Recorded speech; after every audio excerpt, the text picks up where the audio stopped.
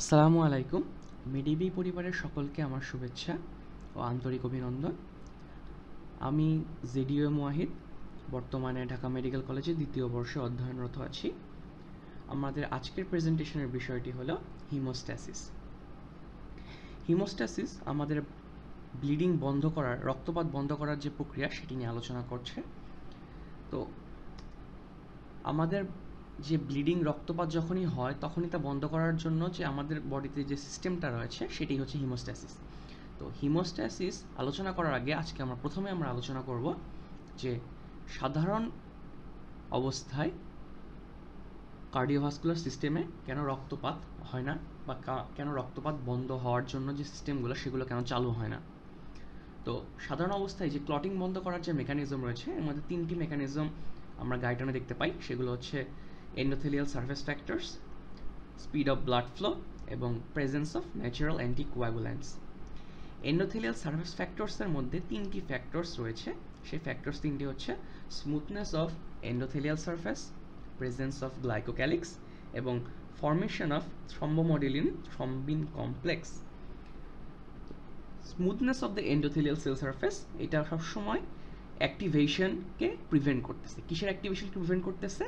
যে আমাদের যে ইন্ট্রিনসিক ক্লটিং ফ্যাক্টরগুলো আছে এই ক্লটিং ফ্যাক্টরসগুলো যাতে 13টি ক্লটিং ফ্যাক্টর রয়েছে, এই 13টি ক্লটিং ফ্যাক্টর যাতে অলওয়েজ অ্যাক্টিভেট না হইতে পারে সেজন্য এই এন্ডোথেলিয়াল সারফেসের স্মুথনেসটা আমাদেরকে ক্লটিং থেকে প্রিভেন্ট করার মাধ্যমে ব্লাডে যে কোনো ধরনের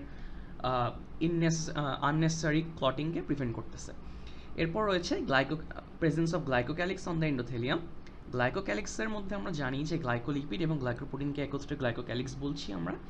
তো গ্লাইকোক্যালিক্স অলওয়েজ আমাদের ক্লটিং ফ্যাক্টরগুলোকে রিপালশন করে, তারা রিপালশনকে বিকর্ষণ করতেছে। তাহলে হচ্ছে আমাদের গ্লাইকোক্যালিক্স যে আমাদের কার্ডিওভাস্কুলার সিস্টেমে যে গ্লাইকোক্যালিক্স আছে আর্টারি বা ভেইনে, সেগুলো অলওয়েজ কী করবে, গ্লাইকোক্যালিক্সগুলো রিপালসিভ এজেন্ট হিসেবে কাজ করার জন্য আমাদের ব্লাড নর্মালি ক্লট করতেছে না। এরপর লাস্ট যে এন্ডোথেলিয়াল ফ্যাক্টরটা আছে সেটা হচ্ছে থ্রম্বোমোডিউলিন থ্রম্বিন কমপ্লেক্স। থ্রম্বোমোডিউলিন হচ্ছে একটি মডিউলেটর। মডিউলেটর কি? যারা হচ্ছে কোনো একটা স্পেসিফিক সাবস্টেন্সের যে ফাংশনটা আছে সেটাকে মডিউলেট করে। থ্রম্বোমোডিউলিন থ্রম্বিনের ফাংশনকে মডিউলেট করে। আমরা জানি থ্রম্বিন সবসময় ক্লটিং ফ্যাক্টর হিসেবে কাজ করে, কিন্তু যখন সে থ্রম্বোমোডিউলিনের সঙ্গে অ্যাড হবে তখন সে আর ক্লটিং ফ্যাক্টর হিসেবে কাজ করবে না, বরং সেটি অ্যান্টি ক্লটিং ফ্যাক্টর হিসেবে কাজ করবে। এছাড়াও এই যে থ্রম্বোমোডিউলিন থ্রম্বিন কমপ্লেক্স যখন কাজ করে তারা প্রোটিন সি নামক এক ধরনের স্পেশাল প্রোটিনকে অ্যাক্টিভেট করে।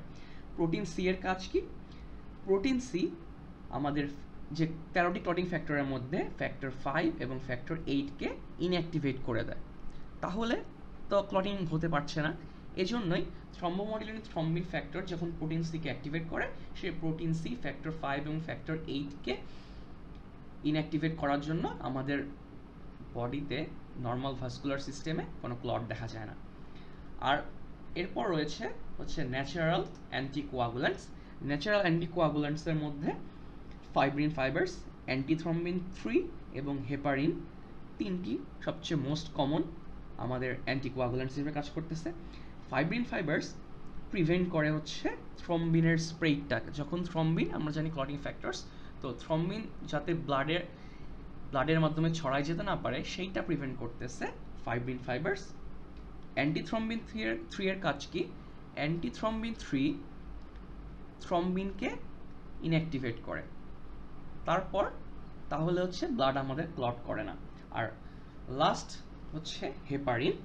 হেপারিনটা হচ্ছে আমাদের সবচেয়ে কমন একটা অ্যান্টিকোয়াগুলেন্টস। আমরা ক্লিনিক্যাল ফিল্ডে হেপারিন হচ্ছে খুবই ওয়াইডলি ইউজড হয়। আমাদের হচ্ছে ব্লাড থিনার হিসেবে ইউজ করা হয়, আর আমাদের বডিতে নর্মালি হেপারিন থাকে। হেপারিন অলসো থ্রম্বিনকে রিমুভ করার মাধ্যমে আমাদের অ্যান্টিকোয়াগুলেন্ট হিসেবে কাজ করে। আচ্ছা, এইবার চলে আসি হিমোস্ট্যাসিসে। হিমোস্ট্যাসিস কি? প্রথমেই আমাদের জানা দরকার হিমোস্ট্যাসিস কি। হিমোস্ট্যাসিস হচ্ছে ফিজিওলজিক্যাল মেকানিজমের মাধ্যমে আমাদের নর্মালি যে ব্লিডিং হয় সেই ব্লিডিংটাকে স্টপ করার যে প্রক্রিয়াটা, অর্থাৎ spontaneous arrest of bleeding whenever a minor or small vessel is ruptured by physiological mechanisms. আচ্ছা, তো হিমোস্ট্যাসিসের 4টা স্টেপস আছে, 4টা স্টেপসে হিমোস্ট্যাসিসকে ব্যাখ্যা করা হয়। 4টা স্টেপস হচ্ছে vascular spasm or vasoconstriction, formation of platelet plug, formation of a blood clot, fibrous organization or dissolution of clot. প্রথমেই চলে আসি vascular spasm or constriction. vascular spasm or constriction কি? আমাদের হচ্ছে এন্ডোথেলিয়াম যখনই কোনো কারণে ইনজিউর্ড হয় বা রাপচার হয় তখনই আমাদের ভ্যাসোকনস্ট্রিকশন স্টার্ট হয়। আমরা জানি এই ভ্যাসোকনস্ট্রিকশনের হেল্প করে হচ্ছে প্লাটিলেট।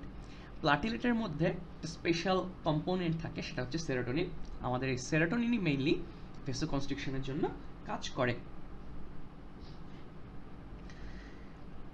এখানে আমরা একটা ইকুয়েশন দেখতে পাচ্ছি, severity of injury is equal to proportional to degree of vasoconstriction. অর্থাৎ আমাদের ইনজুরি বা রাপচার যত বড় হবে আমাদের ভ্যাসোকনস্ট্রিকশনটা তত বেশি হবে। এই কন্ট্রাকশনটা যেটা আমি বললাম ভেসোকনস্ট্রিকশন ডিফারেন্ট মেকানিজমসের জন্য হয়। মায়োজেনিক স্প্যাজম থাকতে পারে। মায়োজেনিক স্প্যাজম কি? আমাদের যখনই ব্লাড ভেসেল রাপচার হবে তখনই ব্লাড ভেসেলের যে স্মুথ মাসেল থাকবে সেগুলো মায়োজেনিক স্প্যাজমের জন্য কাজ করবে। আর আছে হরমোনাল আর কেমিক্যাল রিলিজ। কেমিক্যালের মধ্যে আমাদের এন্ডোথেলিয়াম থেকে নর্মালি এন্ডোথেলিন নামক একটি স্পেশাল সাবস্টেন্স সিক্রেট হয়, যেগুলো হচ্ছে ভ্যাসোকনস্ট্রিকশন এজেন্ট হিসেবে কাজ করে। এছাড়াও থ্রম্বোক্সিন A2 নামক একটা স্পেশাল সাবস্টেন্স পাওয়া যায়, যেগুলো আমাদের নর্মালি যে অ্যান্টিকোয়াগুলেটিং ফ্যাক্টর থাকে নাইট্রিক অক্সাইড, প্রোস্টাসাইক্লিন, এগুলোর এগেনস্টে কাজ করে ভ্যাসোকনস্ট্রিকশন করে। আর রয়েছে nervous reflex initiated by pain. Neurogenic রিফ্লেক্সটা অনেক শর্ট টাইমের একটা রিফ্লেক্স। যখনই আমাদের ব্লাড ভেসেল রাপচার হয় তখনই আশপাশে যে নার্ভ ফাইবারসগুলো আছে সেগুলো আমাদের সিগন্যাল দেয়, সেই অনুযায়ী আমাদের ভেসোকনস্ট্রিকশন হয়। এরপর চলে আসি formation of platelet plug. Formation of platelet প্লাগটা হচ্ছে আমাদের ক্লটিংয়ের সবচেয়ে মোস্ট ইম্পর্টেন্ট প্রসেস। তো ফর্মেশন অফ প্ল্যাটিলেট প্লাগ মোটামুটি 3টা স্টেপসে হয়: platelet adhesion, platelet activation and platelet aggregation. Platelet adhesion কি? প্ল্যাটিলেট অ্যাডহিশন হচ্ছে, আমরা যদি চিন্তা করি এটা একটা ব্লাড ভেসেলস, এই ব্লাড ভেসেলসে নর্মালি এখানে এন্ডোথেলিয়ামস আছে যেগুলো কোনো কারণেই ক্লটিং ফ্যাক্টরসগুলোকে অ্যাটাচড হতে দেয় না বা অ্যাক্টিভেট হতে দেয় না। কোনো কারণে ধরা যাক এই এরিয়াটা পুরাটাতে রাপচার হয়েছে। রাপচার হওয়ার কারণে এখানে যখন এন্ডোথেলিয়াম থেকে রাপচার হবে তখন এখানে স্পেশাল ফ্যাক্টর যেটার নাম হচ্ছে ভন উইলেব্রেন্ট ফ্যাক্টর, সেটা রিলিজ হয়।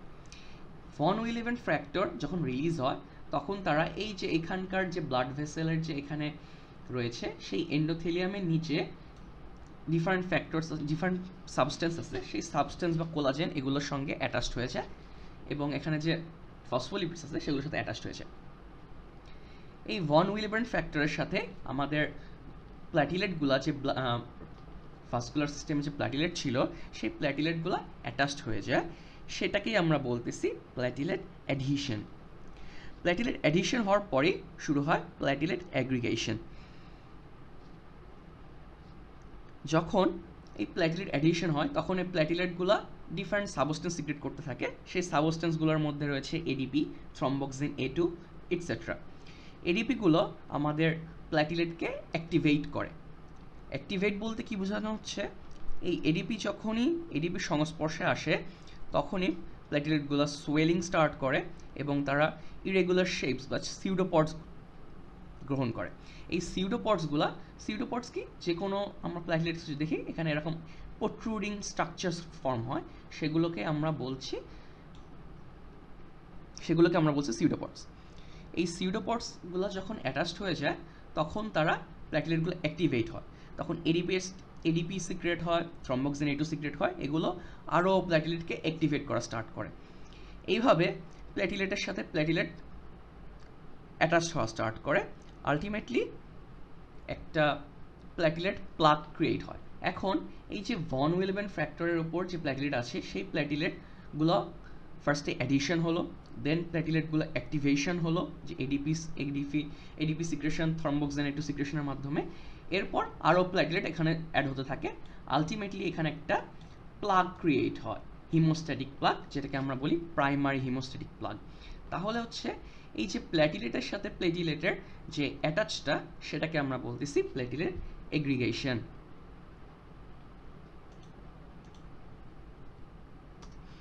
এখন প্লেটিলেট এগ্রিগেশন পর্যন্ত যেই হিমোস্ট্যাটিক প্লাগটা তৈরি হয় সেটাকে বলা হয় প্রাইমারি হিমোস্ট্যাটিক প্লাগ। এরপর প্রাইমারি হিমোস্ট্যাটিক প্লাগের যখন হচ্ছে ফাইব্রিন ফাইবার্সগুলো অ্যাটাচ হয় তখন সেটা হচ্ছে secondary haemostatic plug. Secondary haemostatic plug ফর্মেশনের আগে তখন ব্লাড ক্লটটা ফর্মেশন হয়। আমরা যদি ক্লটের ডেফিনিশন দেখি যে it is a physiological process by which soluble fibrinogen is converted to insoluble fibrin threads by the action of thrombin।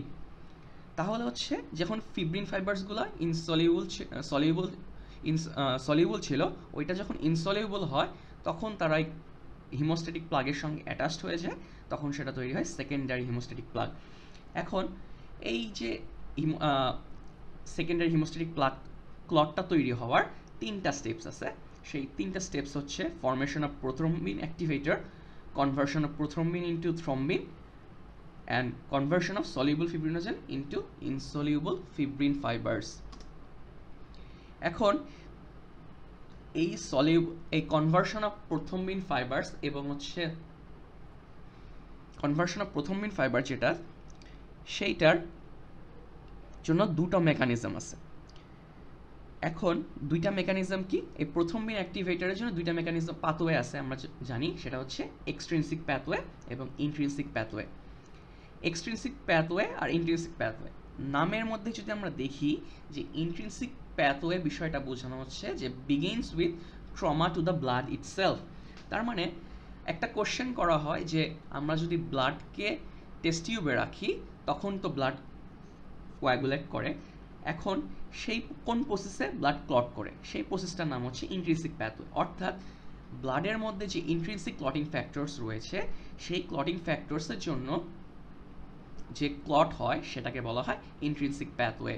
অর্থাৎ ব্লাডের ইন্ট্রিনসিক অ্যাবিলিটি যেটা ক্লট করার জন্য হেল্প করে সেটাকে বলা হয় ইন্ট্রিনসিক প্যাথওয়ে।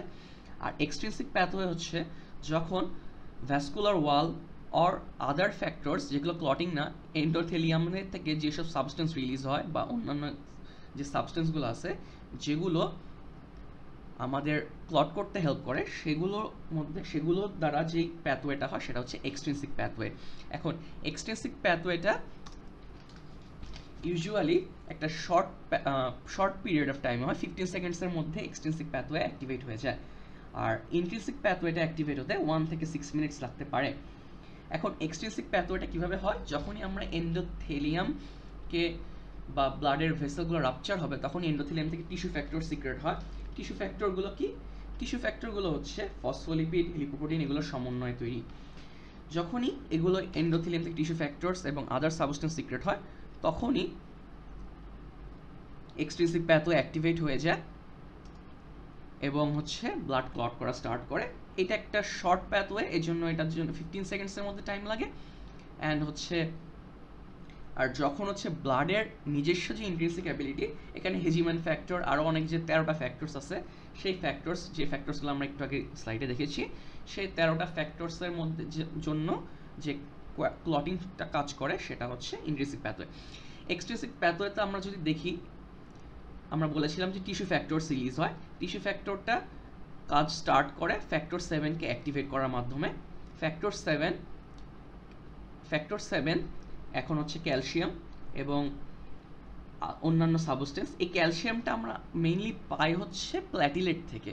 প্ল্যাটিলেট যখন আসে, প্ল্যাটিলেট থেকে ক্যালসিয়াম রিলিজ হয়। ক্যালসিয়ামগুলো কি করে, ক্যালসিয়ামগুলো আমাদের হচ্ছে 2-3টা ক্লটিং ফ্যাক্টরসকে একসাথে বাইন্ড করে পরস্পরকে অ্যাক্টিভেট করতে হেল্প করে। তো ফ্যাক্টর 7 এবং ক্যালসিয়াম একত্রে কাজ করে এবং টিস্যু ফ্যাক্টর একত্রে কাজ করে ফ্যাক্টর 10কে অ্যাক্টিভেট 10 করবে। দেন অ্যাক্টিভেট 10 ক্যালসিয়াম এবং ফ্যাক্টর 5-এর সাহায্যে, এবং এই সবগুলো আলটিমেটলি ফসফোলিপিড একটা সারফেসের উপরে থাকবে। ফসফোলিপিড সারফেস ছাড়া এই ফ্যাক্টরসগুলো কাজ করতে পারে না। তো আমরা চিন্তা করি যে এইটা হচ্ছে একটা ফসফোলিপিড সারফেস, এখানে ফ্যাক্টরসগুলো আছে পরস্পরের সাথে অ্যাটাচড।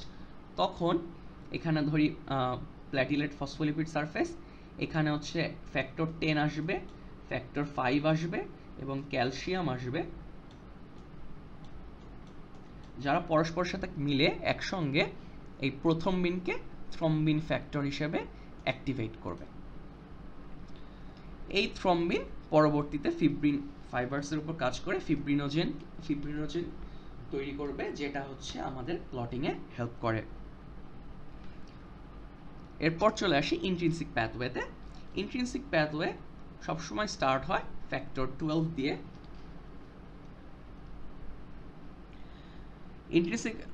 ইন্ট্রিনসিক প্যাথওয়েটা অলওয়েজ স্টার্ট হয় ব্লাড ট্রমা দিয়ে। ব্লাড ট্রমার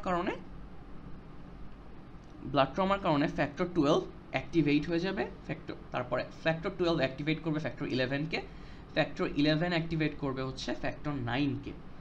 এখন ফ্যাক্টর 9 আবার হচ্ছে ফ্যাক্টর 8 যখন অ্যাক্টিভেট হবে, ফ্যাক্টর 8 এর সাথে কাজ করে একত্রে 10কে অ্যাক্টিভেট করবে ফ্যাক্টর 10 তাহলে এই যে ফ্যাক্টর 10 আবার হচ্ছে ফ্যাক্টর আগের মতো ফ্যাক্টর 8 এর সাথে সংস্পর্শে আসবে এবং টিস্যু ফ্যাক্টর যেগুলো আছে টিস্যু ফ্যাক্টর এবং ফ্যাক্টর 5 এর সাথে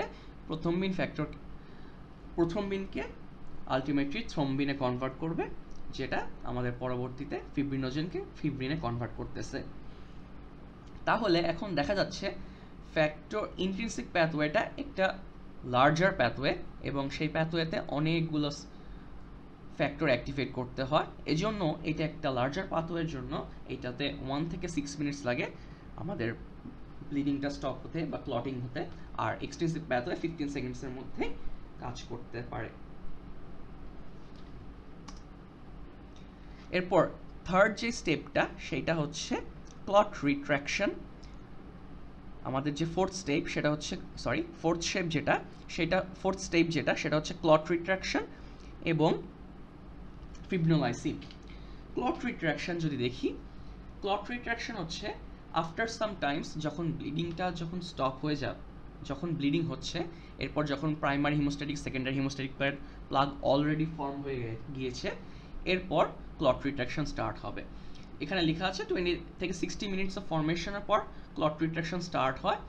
এবং ক্লট রিট্রাকশন কি, আমাদের যে কন্ট্রাক্টাইল যেই ফিব্রিন ফাইবারসগুলো আছে, যে ফাইবারসগুলো মিলে হিমোস্ট্যাটিক প্লাগটা ফর্ম হয়, সেখান থেকে যে কন্ট্রাক্টাইল প্রোটিনগুলো আছে অ্যাক্টিন, মায়োসিন, থ্রম্বোস্থেনিন, এগুলো যেই প্লাগটা রয়েছে হিমোস্ট্যাটিক প্লাগ সেটাকে কন্ট্রাক্ট করবে। সেই কন্ট্রাক্ট করে এটার শেপ আকৃতি ছোট হবে এবং এক্সেস যে ফ্লুইডটা সে একটা ফ্লুইড সিক্রেট হবে, সেটাকেই আমরা বলি সিরাম। এক্সেস ফ্লুইডটা সিক্রেট হয়ে যাবে এবং আলটিমেটলি এটা বেশি স্টেবল হবে এবং একদম ব্লিডিংটাকে একদম বন্ধ করে দিবে। এবং লাস্ট যেই ফাংশনটা সেটা হচ্ছে ফিব্রিনোলাইসিস। আমরা যদি ফিব্রিনোলাইসিস দেখি, ফিব্রিনোলাইসিস চিন্তা করি, আমাদের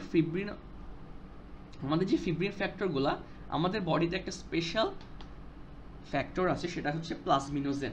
প্লাজমিনোজেন নর্মালি ইনঅ্যাক্টিভেট থাকে, এটা একটা inactivated form. Tissue plasminogen activator বা যেটাকে আমরা সংক্ষেপে বলি টিপিএ, এইটার উপস্থিতিতে প্লাজমিনে কনভার্ট হয়।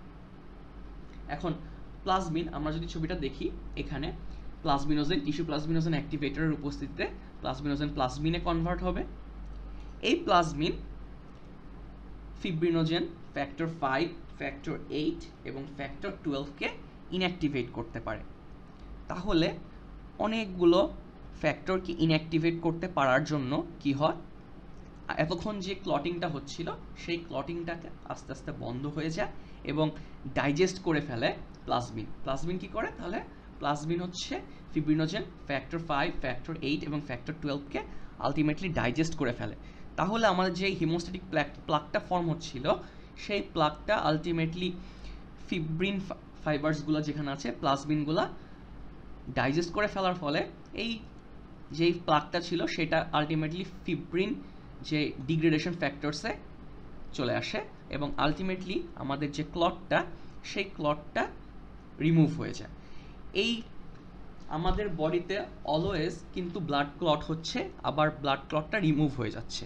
এখন যদি কোনো কারণে আমাদের যে আননেসেসারি ক্লটিংগুলো হয় সেই ক্লটিংগুলো প্রিভেন্ট করে হচ্ছে এই প্লাজমিনোজেন বা প্লাজমিনটা আমাদের বডিতে আননেসেসারি ক্লটগুলোকে প্রিভেন্ট করতেছে, যাতে আমাদের বডিতে থ্রম্বাস বা এম্বোলাস ফর্মেশন না হয় এবং আমাদের বডির ব্লাড সাপ্লাইটা যাতে স্মুথ হয়।